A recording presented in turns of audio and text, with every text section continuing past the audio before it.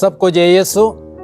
आत्मदर्शन TV की ओर से इस बाइबल स्टडी प्रोग्राम में मैं आप सबों का हार्दिक स्वागत करता हूं। तो आज हम सूक्त ग्रंथ का अध्ययन करेंगे और सूक्त ग्रंथ के 31 अध्याय है। सूक्त ग्रंथ के अध्ययन के समय मैं 7 मुख्य बिंदुओं पर प्रकाश डालना चाहता हूं। सबसे पहले प्रस्तावना, दूसरा सूक्त ग्रंथ का लेखक, तीसरा सूक्त ग्रंथ का समय, चौथा सूक्त ग्रंथ में क्रिस्त, पांचवा सूक्त ग्रंथ के मुख्य शब्द, आयतें और अध्याय, छठवां सूक्त ग्रंथ का सर्वेक्षण, सातवां सूक्त ग्रंथ की मुख्य शिक्षा। तो आइए हम पहले बिंदु पर आते हैं। प्रस्तावना। सूक्त ग्रंथ में अनेक विषयों की सूक्तियां हैं। इनमें विशेष रूप से सदाचार संबंधी सूक्तियां संकलित है। इसमें प्रज्ञा और मूर्खता, न्याय और अन्याय, धर्म और अधर्म, विनम्रता और अहंकार, ईमानदारी और बेईमानी, प्रेम और घृणा, धैर्य और क्रोध, संपन्नता और निर्धनता, कर्मण्यता और अकर्मण्यता आदि का विवेचन किया गया है। फिर ईश्वर और मनुष्य, माता और पिता तथा संतान, राजा और प्रजा आदि के पारस्परिक संबंधों के विषय में सूक्तियां दी गई है।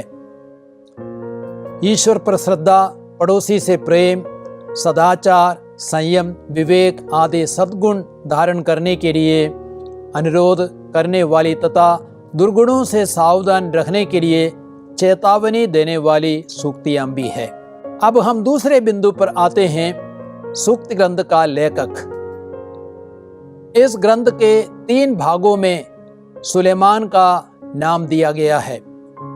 अध्याय 1 से 9 के प्रारंभ में, अर्थात अध्याय 1 वाक्य संज्ञा 1 में, अध्याय 10 वाक्य संज्ञा 1 से अध्याय 22 वाक्य संज्ञा 16 के प्रारंभ में, अर्थात 10:1 में, और अध्याय 25 से 29 के प्रारंभ, अर्थात 25:1 में।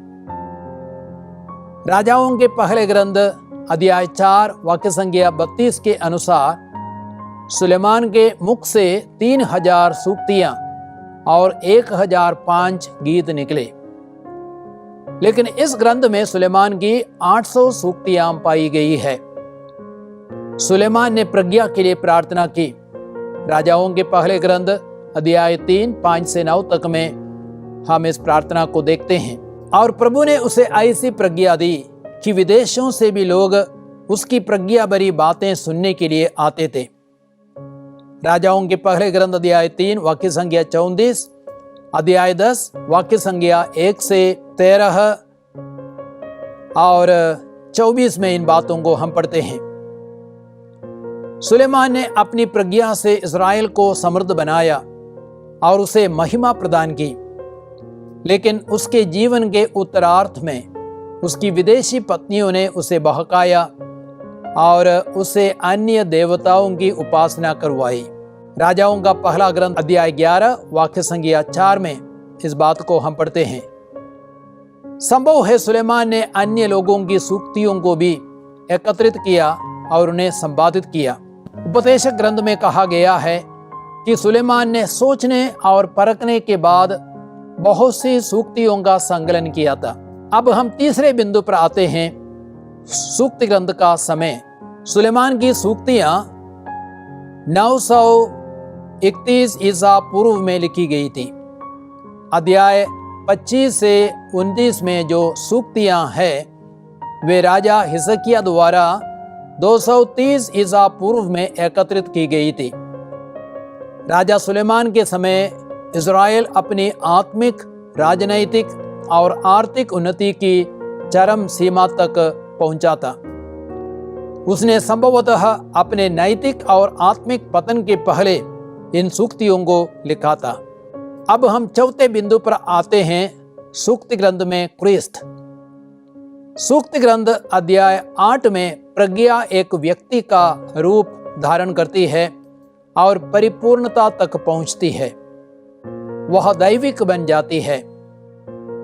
आदि में प्रभु ने अन्य कार्यों से पहले मेरी सृष्टि की है। प्रारंभ में पृथ्वी की उत्पत्ति से पहले अनंत काल पूर्व में मेरी सृष्टि हुई है। जिस समय मेरा जन्म हुआ था ना तो महासागर था और ना उमड़ते जल स्रोत थे।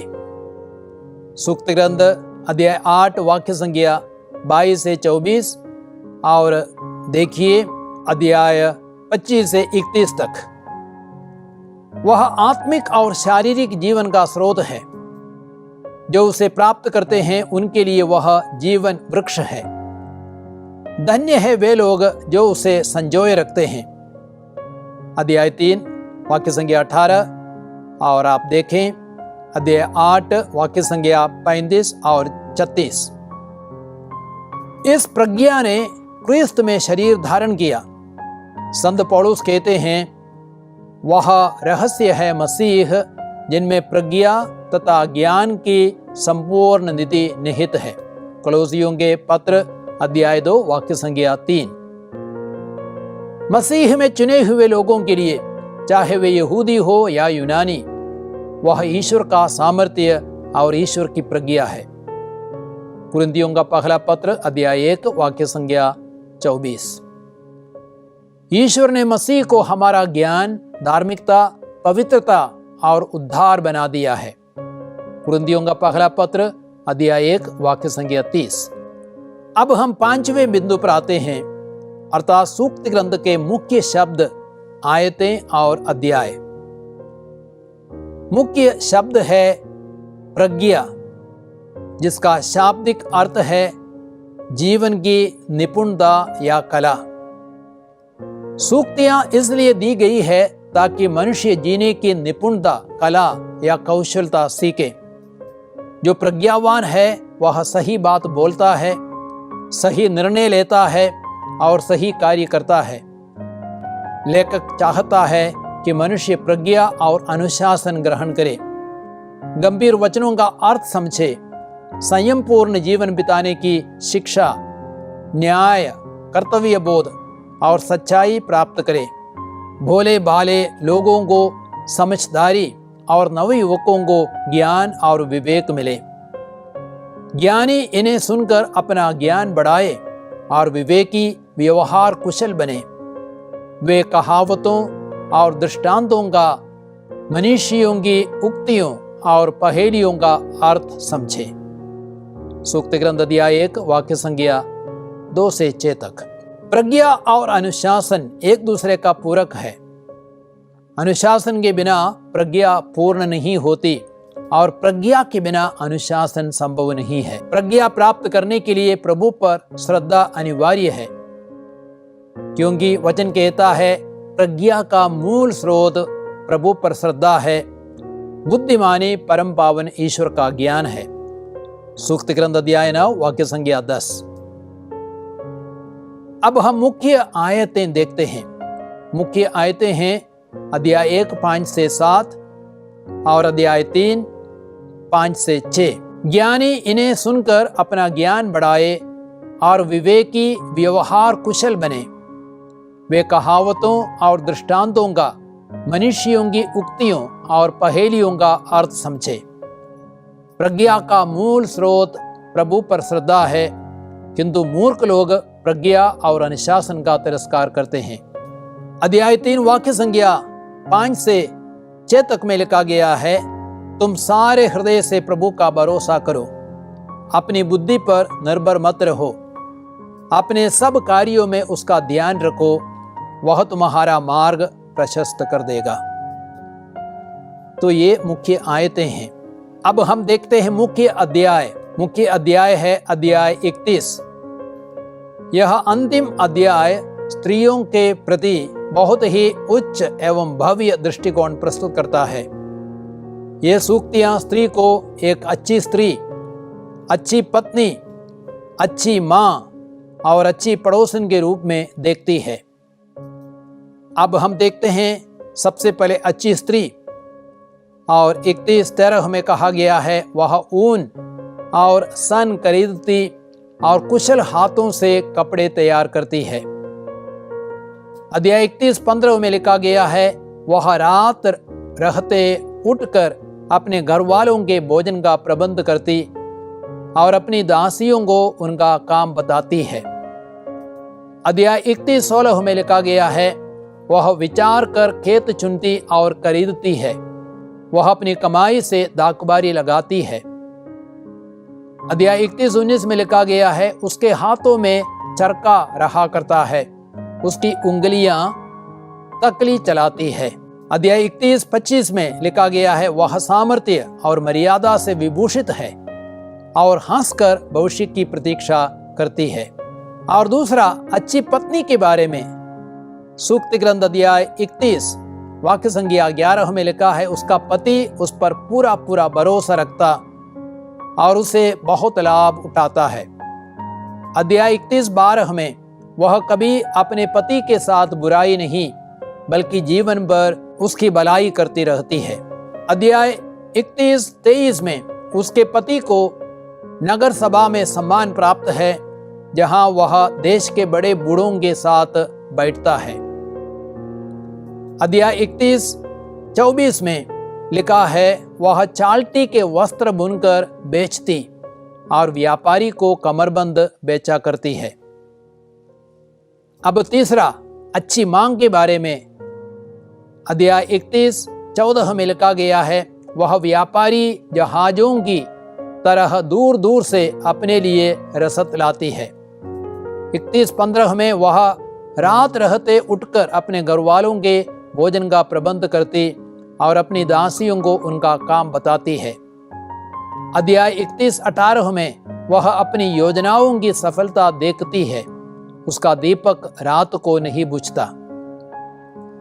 अध्याय 31:21 में वह हिम के कारण अपने घर वालों के लिए नहीं डरती, क्योंकि वे सब दोहरे वस्त्र पहनते हैं। अध्याय 31:27 में वह अपने घर वालों के आचरण का निरीक्षण करती और आलस्य की रोटी नहीं खाती।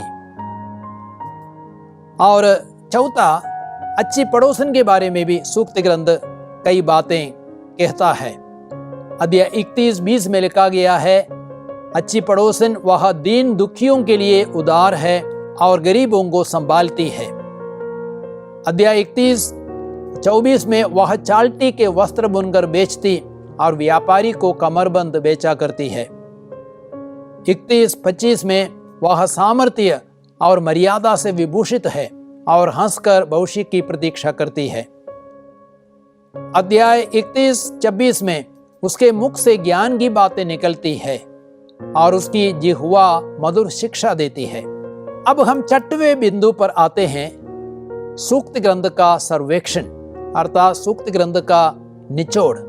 सूक्तियां बहुत ही उपयोगी किताब है, क्योंकि वे जीवन के सभी क्षेत्रों में जीने की कला सिखाती है।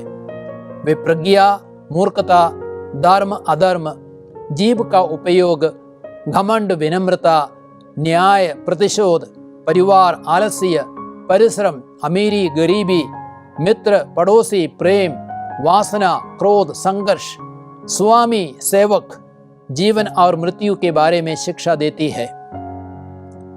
सूक्त ग्रंथ की शिक्षा सैद्धांतिक नहीं बल्कि व्यावहारिक है। वे दैनिक जीवन अनुभवों पर आधारित है। सूक्त ग्रंथ को 6 भागों में विभाजित किया जा सकता है। पहला भाग, सूक्तियों का उद्देश्य। सूक्त ग्रंथ अध्याय 1 से 7 तक। यह छोटी सी प्रस्तावना ग्रंथ के लेखक, मुख्य विषय और मुख्य उद्देश्य के बारे में हमें जानकारी देती है। अध्याय 1 से 7। 1 में लिखा गया है, इज़राइल के राजा दाऊद के पुत्र सुलेमान की सूक्तियां। और 2, जिसे मनुष्य प्रज्ञा और अनुशासन ग्रहण करे, गंभीर वचनों के अर्थ समझे। 3, संयम पूर्ण जीवन बिताने की शिक्षा, न्याय, कर्तव्य बोध और सच्चाई प्राप्त करे। 4, भोले भाले लोगों की समझदारी और युवकों को ज्ञान और विवेक मिले।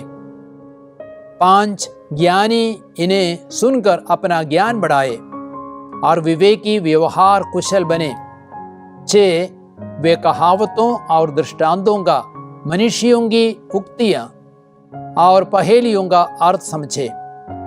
और 7, प्रज्ञा का मूल स्रोत प्रभु पर श्रद्धा है, किंतु मूर्ख लोग प्रज्ञा और अनुशासन का तिरस्कार करते हैं।